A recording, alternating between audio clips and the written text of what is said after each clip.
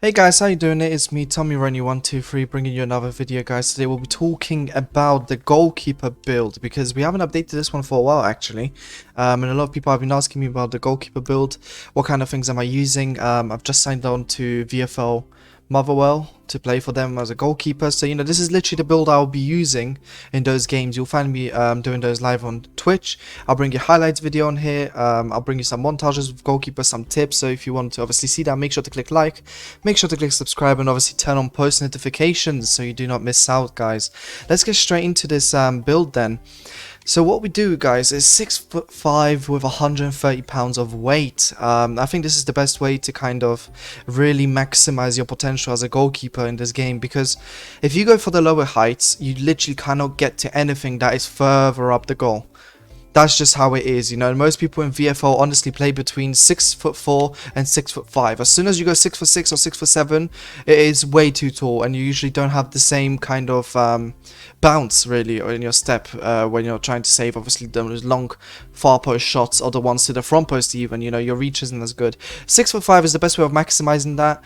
130 pounds, that's a kind of personal preference. As you can see, you can go from anything from 125 pounds to around, well, quite a while, 152, around there, 152. So anything between that is okay, because as you see, the stats do not move at all. But I just do 130 pounds because that's my personal preference. That's what I just go with.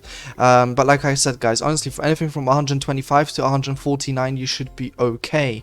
Obviously, goalkeeper, right foot. A lot of people ask me, do I change anything in terms of kit? Kit is, all up to you at the end of the day. You'll perform the same whether you have goalkeeper pants on or not. It honestly doesn't change much. The gloves, all up to you. I don't even look at these that seriously, because obviously in game you don't really notice them. Animations, once again, do not have to affect you at all when you're a goalkeeper. So that's never a problem, guys. So let's get straight into the skill tree then. Here we are, guys, in the skill tree. What kind of stats am I using when I'm my goalkeeper? Look, guys, I'm gonna say it as easy as as you can get, really. Everything in goalkeeper needs to be marked up. I mean, that's just so important, isn't it? You will not be able to max out your diving, handling, kicking, reflexes, positioning. It's not like the other stats on other builds that I do, where sometimes if you do one thing, it will negatively impact another thing. Here, you need everything. Right, I mean, yeah, you have the goalkeeper reflexes here, but if you take that away, look at your diving and kicking, it gets absolutely destroyed. You need this. Your reflexes will go up anyway, as you play more games. Naturally, it will just go up. So that's what I use, guys, when I play goalkeeper. I'm always max out all of these. The rest, I mean, pace is important. I'll be honest, pace is very important. Getting out the box, very key. You're never going to have insane pace. 60 sprint speed and 52 acceleration is kind of the max that you will ever get to. This is just the way the game is made, but that's perfectly okay, guys. A lot of people are not obviously very quick. Even the top goalkeepers in Ultimate Team like Allison are only 50 speed, so you're faster than someone like Allison, who does feel pretty quick off the line, if you get what I mean. So that's never going to be a problem with you guys. Obviously, shooting, you don't need any of that. You're a goalkeeper. I mean, even if you gave yourself finishing, what's that going to do? 20 finishing or 15 finishing? You shouldn't even be having to worry about such things if you're in goal. In terms of passing, I do like to try and improve the long pass and the short pass. And give myself the swerve pass. I honestly mean, sometimes all I like to do is just lay the ball down on the ground and then smack it all the way upfield, from the right side or the left side, and then create chances for my team from that kind of position. And it does work from time to time, so I think that's why a swerve pass is very important. But remember, your curve will never be very good, once again, because you're a goalkeeper. It is not your priority to have an insane curve, because you're not going to be finessing shots or stuff like that. That is not your duty, obviously. So that's kind of just the way I see it. Dribbling, you don't need it.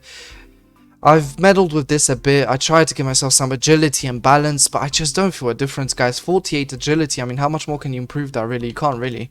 All you're going to get is 50 agility, and that's not really going to change anything. Trust me, it's just not going to change anything at all. When you're on the ball, which you shouldn't be too much anyway, because you get a lot of pressure coming onto you, You know, the best thing to do is literally just fake shot or clear out for a throw, and if you feel like there's stress. But these kind of tips I will cover in my video that's coming up, so make sure to stay tuned for that, because I'll be talking about these kind of tips.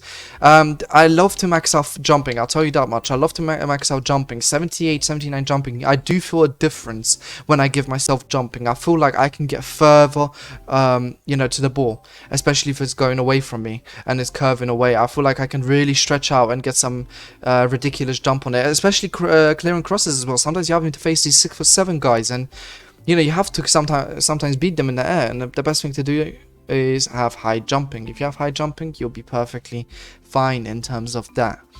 And the rest I just put into defending. It's not like it makes a big difference, 27 standing, 27 sliding. I mean, it's not really going to be a massive difference, but I want to put it in something because I'm OCD about the amount of skill points on the top right. But if you don't like to do that, honestly, just take this away. It doesn't make much of a difference. It's just a personal thing, guys. But remember, the most important, jumping, goalkeeping obviously, and pace. That is the key. You get these done, that's the most important, and then passing obviously is the next last thing to improve. But once again, it's personal. Some people don't feel like there's a difference, some people do. It's just personally, when I play, I feel like that swerve pass is very, very important for me to kind of start attacks sometimes, like really quick ones. But yeah, guys, I hope you enjoyed the video. As always, make sure to like and subscribe and turn on post notifications. And guys, until next time, see ya.